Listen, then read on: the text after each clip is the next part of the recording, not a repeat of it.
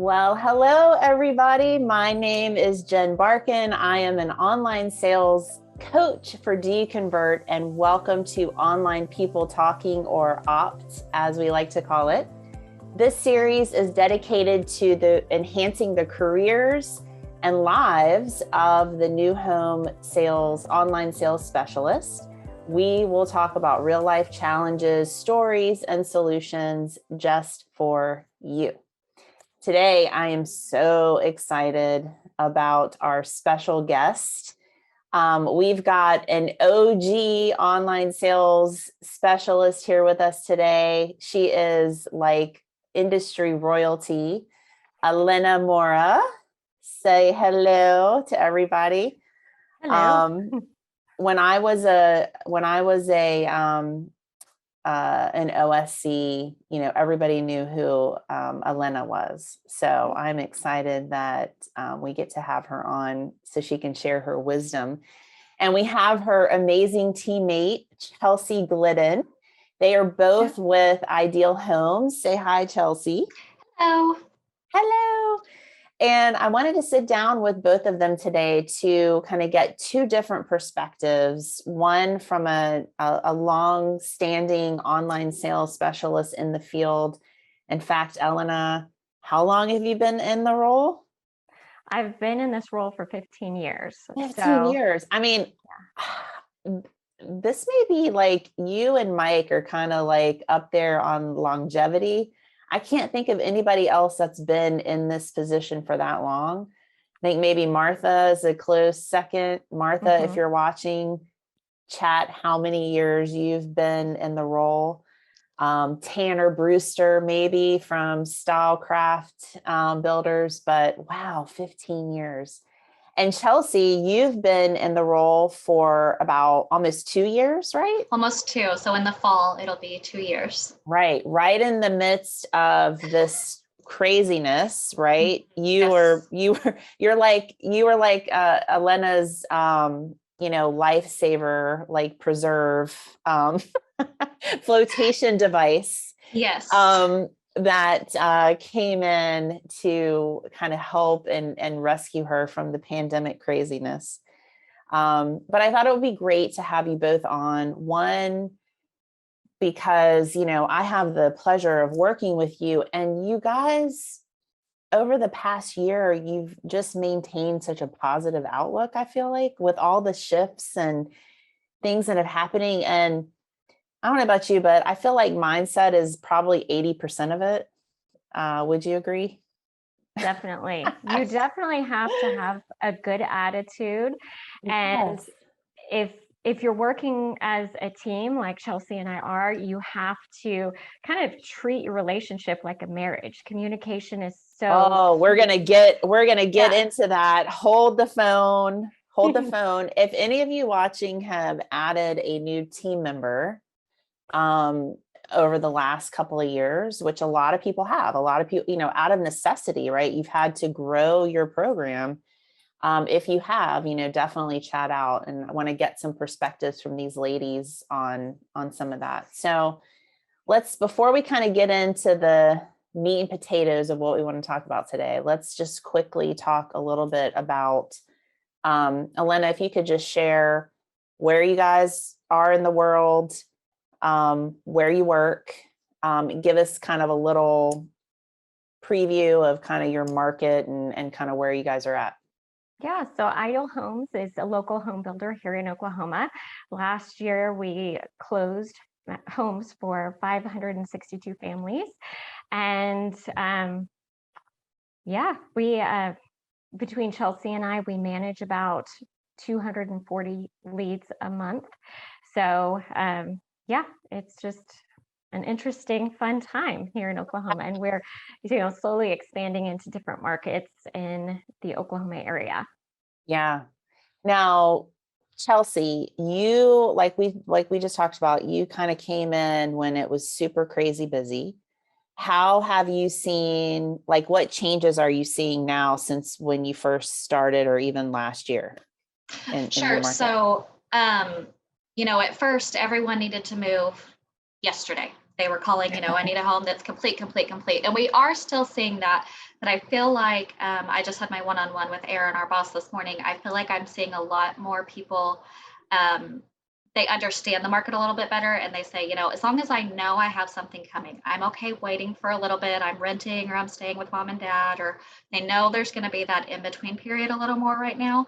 And so I'm seeing a little more of, as long as I know it's coming, Right. and we are having that opportunity now to make more of a connection with the lead. Before it was very much, you all had said, like air traffic control. It was making sure they were qualified. Let's answer all these questions and set you an appointment. Now it's a lot more customer education and relationships and nurturing, as you come along, as you're waiting for that new community or section or what they're waiting on. Yes. I guess it's more what hasn't changed. Everything has changed. Yeah. Well, Elena, I'd like to get your perspective on, you being in the role for 15 years, you've seen a variety of different markets. So how do you feel things have changed, and how does this compare to like maybe when you first started as an OSC? Kind of what are your thoughts? Yeah, kind of like what Chelsea mentioned, even going years back, my role was very basic, like just set the appointment, kind of get general information from the customer. So it was more like a transaction, as opposed to now it's more like diving deep and figuring out exactly what their needs are. So that way we match them with the right community or right floor plan.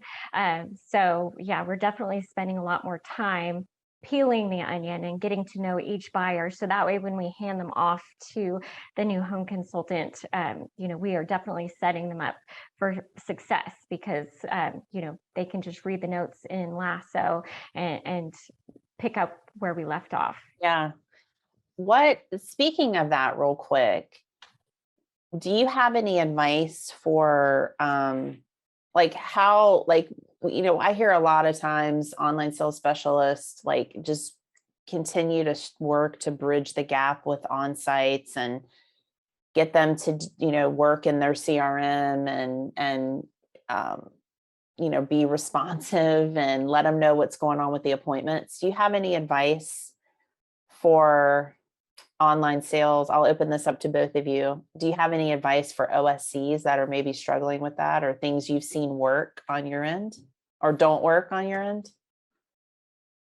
Chelsea, you can go ahead. I think this is just a constant frustration that she and I both. So you guys are still experiencing. Okay, so OG, 15 years, still struggles with navigating that connection with their on-site teams, right? Keeping that flow We do going. have a good relationship with our on-site team. It's just, especially in this market where everything was so hot, it was so easy for new home consultants to close customers on the first visit.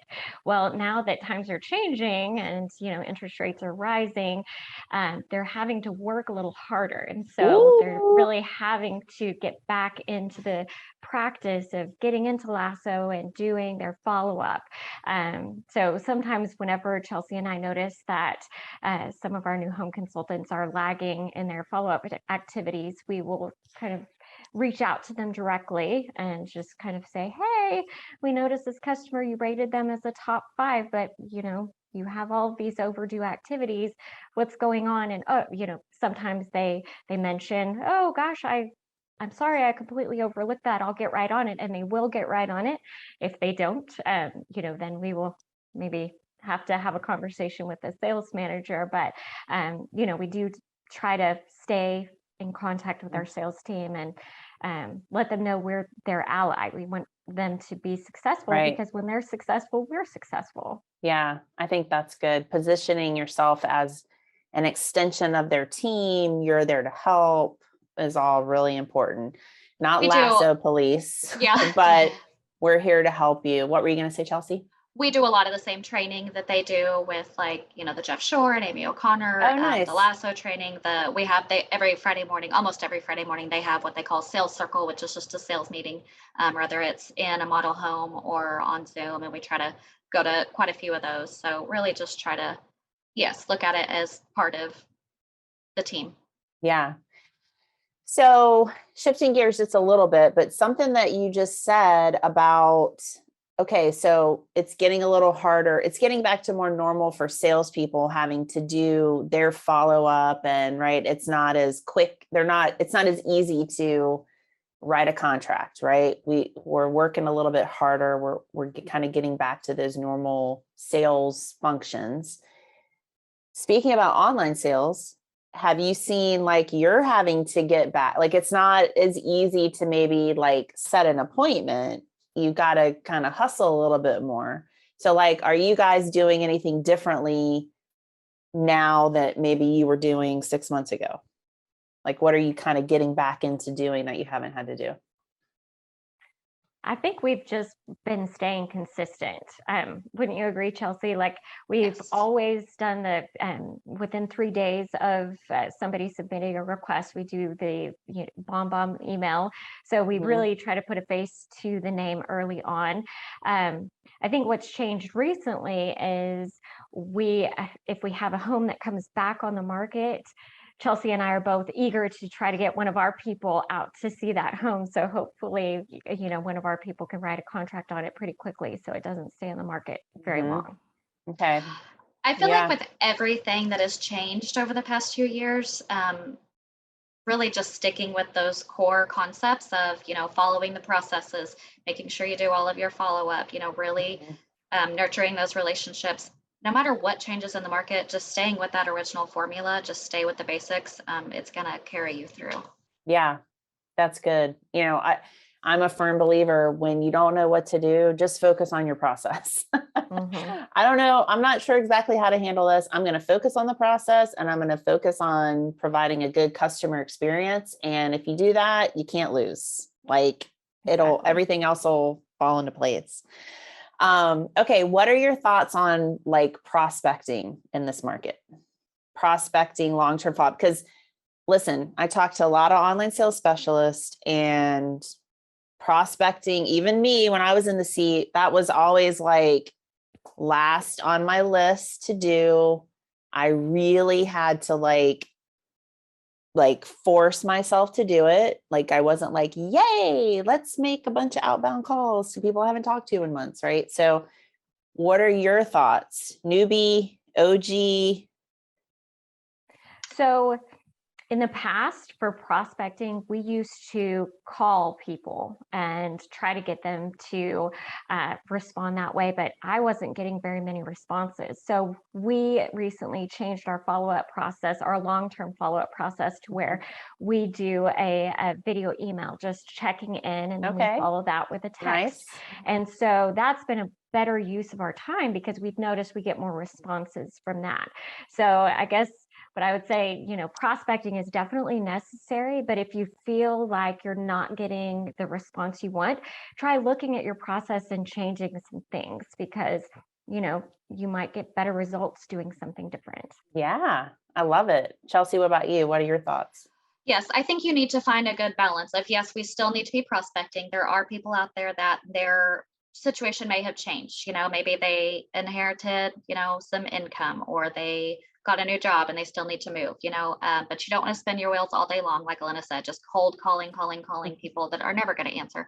And Jen, we talked about this on our coaching call last week about, changing it up a little bit, even though, yes, we're sending the video email, say something a little different, or occasionally make it a little more general to, your waiting list for the upcoming communities or things like that. So staying with the process, but maybe tweaking it a little bit, trying new things. Now is the time. Elena and I have really been talking about, now's the time to try some new things out because we have a little more time, a little more flexibility. We know, again, we have those core processes that work. Let's try to tweak them and see what happens. Well, I love what you guys said. You said, you're doing like video email for your long-term follow-up, but then you also said you're following up with text messaging. Are you guys seeing good response from text messaging? And even I just want to put a little asterisk here and say, if we can clean up the database through, it's not necessarily about an appointment, but it's more of like, let's clean up the database. Let's make sure we have a relevant customers in there that are still in the market. So are you guys getting good response from the texting? Yes, because I I always encourage Chelsea with her text as well to put at the end of that, like, hey, I just sent you a video message. If you're no longer interested, please reply no. Because sometimes people do just type back no, which is such a blessing because yes, list hygiene. You want to know, right? It's like, want to mark them off my list so that way we don't have to worry about them in the future. So yeah, it definitely helps.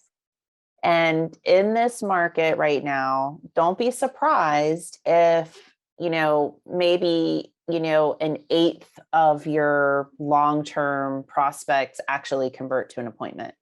That's okay. Like it's not necessarily about getting those conversions to appointment. It's about that list hygiene. It's about, because when we follow up and we connect and we check in on people, it says that we care about them, right? And so that's really what it's about. It's that long-term customer nurturing and care that we're doing. So love it. Okay, couple quick questions for you. One, biggest challenge right now, Elena, and what are you doing to overcome it? Or how are you navigating it? So, well, things kind of changed here recently at Ideal Homes. We are now listing our homes once they get to the sheetrock phase of construction. We're no longer listing them and having them available for sale at slab, simply because, the cost of building materials is so volatile right now. So now we have fewer options for customers to choose from. So we're not getting as many leads as we had been used to. So that's a little bit of a challenge because when you're used to running hot and then all of a sudden it's kind of quiet, just changing your mindset a little bit to a different amount of leads that you get each day. But leads are slow. Leads are down a bit, right? They are. Than you were, right? Yeah. But I guess just focusing on the customer experience, like Chelsea mentioned earlier, we're really diving deep to figure out, okay, if what we have available right now doesn't quite fit your needs, can I put you on a waiting list in case something happens to fall through? Or do you think you might be interested in this other neighborhood? So we're finding new ways to just pivot and still keep them interested. So just I love that. Not always a next step, right? Yes. It's like at a minimum, can we check back in with you? Can we kind of keep you updated on anything new? Because something that Elena just said a few minutes ago when she was talking about this, that I'm sure everybody's experiencing, give us some hearts if you are, is that, there's some situations where there's some fall throughs, right? That are happening at the community level. And this can be, you can help, right? Assist in, hey, we had a fall through at Happy Acres. You guys kind of hop in and, hey, we actually had something that came back available. If we don't put our people in the CRM and make notes about what they were looking for, we don't have as many opportunities to try to resuscitate and kind of get people and have those things that come back available for them. So Chelsea, anything to add? Any current challenges that you're having and how are you navigating that? Just still, a lot of customer education, people call in. There is still the interest, even though they're nervous about interest rates and prices, and just customer education on, okay, interest rates maybe for the next 90, 120 days or so until you can lock your rate will probably go up. But once you can lock it, unless you do an adjustable. But say you are still renting, your rent is pretty much guaranteed it's going to go up if your, landlord or whoever even decides to keep your property, So yes, there are some variables with homeownership at the moment or buying at the moment, but certainly less than renting. So just a lot of customer education. Speaking of the fall throughs and going through and the list hygiene, we had one last week in one of our communities that was a lower price point than a lot of our homes. And we're going through my list, just skimming notes, making sure, I was sending the home to the right people. And I noticed in most of my notes, I was, writing major market fatigue. It's hard to carry that weight for these buyers at the moment. And it can be, if you don't kind of check yourself and it can be hard to kind of carry that and be the bad news bear sometimes, but just trying to do the best we can and help who we can and just be very transparent from the get-go. So a couple of things I just want to pull out that you said that I think are really important for everybody just to pay attention to. getting those, brushing up on your dialogues of kind of how to navigate the interest rate concerns, the pricing concerns.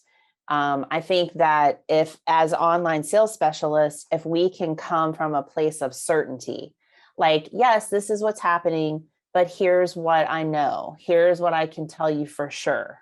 Right. And then, yes, we have some options with our preferred lender that you can talk to about rate locks and adjustable arms and things like that. Yes, prices are going up, but brushing up on your why buy new versus used, kind of dialogues, and explaining that is really important. And I think everybody could find that valuable right now. Because like you said, market fatigue, buyer fatigue, they just want some certainty in making this decision or moving forward. Right. So that's how we can educate them and make it a little bit of a better process. So I love that you guys are doing that. Okay. Question for both of you. How do you define success? Elena, how do you define success? In the past, I used to define success as our online contribution. Like, we are close to 60% online contribution. We're successful. But, how do you get there? What are the most important things that will take you to that number? And I was overlooking the fact that you have to make sure everyone on your team is really happy and you're all communicating and you're just all just kind of gelling together.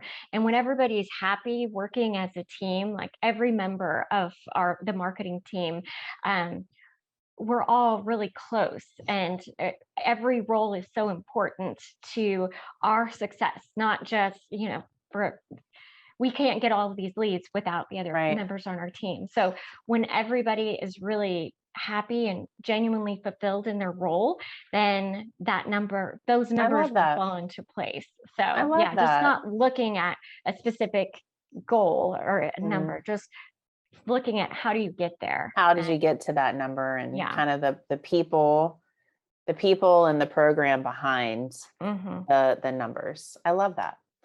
Chelsea, what about you? How do you define success?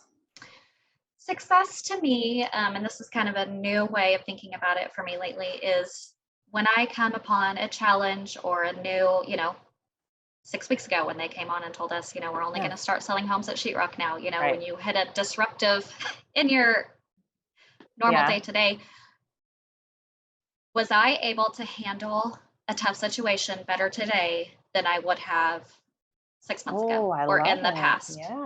Would that have derailed my whole day? And don't get me wrong, there are still plenty of days where the sky is falling. I'm sure of it. It's not perfect every day. Yeah, it's not perfect every day, but for the most part, am I able to handle tough situations better than I did 6 months to a year ago? So I love that. That's awesome. I love that. Very cool. Now, you guys are both moms, right? So, this job is very demanding, right? I mean, you are on demand. You're available when the customers are available, right? So, any tips for just kind of navigating your day, working from home as a mom? Like, what can you share with everybody? What's the secret to your success? How do you do it all? Well, in the past, like when I had my first two kids, I didn't have days off. So I didn't really get to live in the moment and just enjoy the time I had with them. But now that I have a teammate, I am so grateful because I have those days off to where now that I have a third child, I can enjoy my time. And whenever you're off, be off. Like, turn your phone off, put it on silent, whatever you have to do to just really be present with your kids and just enjoy that time you have with them. I love that. Yeah. You and I were talking a little bit about that because Elena has a little one that was, hey, surprise, like little one. And I think you have a different perspective, right?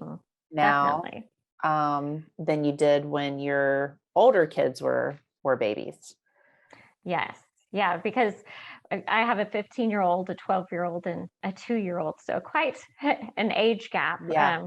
But I will say, as I mentioned to you before in our other conversations, like with the first two, it was like a blur because I just wanted to get to the next phase, and it was Yeah. just rush, rush, rush. And now it goes by so fast. Now I can see it from the other side, and I just realize it does go by fast. I need to Yeah. enjoy every moment. So I just Yeah. encourage everybody, enjoy your days off.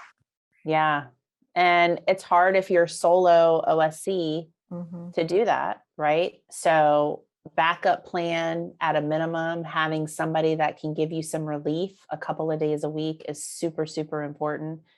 We recommend that, just unplugging, recharging your battery is so crucial. It makes you a better mom. It makes you a better OSC when you're able to do that for sure. Chelsea, what about you? Any tips or tricks for being a mom and managing it all? Well, one, just grace. I mean, there's going to be days where you had every intention of, sitting down and doing something with the kids and the phone just, wouldn't stop. Or there's also, like Elena said, taking advantage of the time you do have, even if it's not your day off. If you have kind of a quiet day, try to, if you have your tasks and everything done, try to spend time with them, be present when you can be. Mm-hmm. Also, I am a cheat sheet extraordinaire guru. That's just my brain likes to have so on top of just having our inventory, stay up to date on it. No, so when that phone rings, I can get everything I need to get done quickly. I'm not having to get off the phone and look a bunch of things up, and I can send what they need, but I just keep my book with me. I call it my book and my notebook all the time, so I can just answer questions quickly. I actually didn't have a sitter today, so my kids are here with me next door with Aaron while we're recording this. If you could see the other side of my screen, there's snacks and colors and all the things, and I don't think it's necessarily bad for your kids to see you working and real life situations and some tough days and bad days. It's if we're not doing them any favors by letting them think that work is just always super easy, or my kids see a lot of my job. My kids, I have found on my youngest daughter's iPad, she makes mom videos because she hears me. Yeah. Oh, that's make so fake funny. mom videos. That is so funny. Yeah. Oh my gosh. That is so cool. That is so cool. I'm sure Elena's kids too, could probably sell our homes or do our jobs for at least a day or so. So I know my kids used to, you have that customer service voice, right? When you're answering the phone, and my kids used to mock me all the time, Oh, yeah. Thank you for calling, it was kind of a joke. So I get it. That's awesome. Okay, Elena, what do you do to stay fresh and passionate in this role? 15 years in the seat. How do you combat rust out and burnout, for that matter? Yeah, I just try to stay current on everything that's going on in this market. I like to also listen to a lot of podcasts, including, Do You Convert's podcast with your opt-in, Kevin Oakley. I especially love it when my former teammate, Julie Jarnigan, is on. Yeah, I always learn. Shout out to Julie. Yes, learn so much from you guys. Just reading Pro Builder magazine online, and just watching videos from Amy O'Connor, Jess Shore, and just, I guess, try to keep a positive attitude and also be very observant, because when you kind of have your little antennas on to just see what's happening in the market, then okay, this is a trend I'm noticing, maybe we should start doing this. So like Chelsea and I have a meeting each week to kind of go over what we noticed over the weekend, whoever was working, so that way we can, spot any trends and figure out, maybe we should be tweaking this, or maybe we should be saying that. I love that. You truly feed your brain. You feed your brain with all the goodness to stay current. I love that. That is the difference in taking a passive approach to this position versus a proactive, type of position. So, or type of stance. I love that. Chelsea, what is your favorite thing about what you do? Really just the customer education. Love helping first-time buyers, and especially I have a soft spot for people who are coming in from out of state. I don't necessarily know why or where that comes from. I'm a born and raised Okie. I would probably never leave, but I just think that's so, it's hard enough to move down the street or, across town, but navigating, moving your family to a new place where you may know no one or nothing about the area. I really, not that I want anyone to be frazzled, but when they call in and they're like, I don't even know where to start, or, what you have to offer, I'm really just getting to help those people and help calm their nerves and educate them is something that I get a lot of pride out of. I love that. I love that. It takes a very patient, right, special person to be able to do that. That's why, this position is so special, because not everybody can do that. Not everybody can do that, right? But that's why you're in this role. Okay, question for both of you. If you could go back in time to your brand new online sales self, just out of training, in the seat, what advice would you give? Elena, we'll start with you. I would say, don't take constructive criticism personally. Because when I first started, especially with Mike Lyon training me, it's very blunt. And I'd get my feelings hurt if he had some negative feedback about my performance. And instead of taking that as a, thank you, that is something I need to work on, I would take it as an insult. And then I would just keep doing what I was doing because I was just fine. But after doing this for a few years and realizing, it's okay to make mistakes, and it's good to hear that type of feedback, because that's an opportunity for me to grow. And when I notice, whenever I do work on myself, I get more in return. So just viewing that constructive criticism as an opportunity. I love that so much, because we have to be coachable. We have to be vulnerable, right? To take that feedback and go, okay, you're right. Like, I could have done that better, or I can improve on that. And if we are closed off to that, exactly what you said, right? We will never grow. We will never do better. We will never be better. So I love that advice so much. Very cool. Chelsea, what about you? One, I just want to kind of piggyback off of, so Elena went all the way back to the beginning of her career where Mike was, kind of hounding her and she wasn't taking it well. She told me when I first started about, you guys doing the coaching and listening to our calls. And she said one time Mike asked her, were you proud of that? Were you proud of that call? And I use that now when I listen to my calls and I go back over things that I've done, and I will check myself sometimes and go, are you proud of that?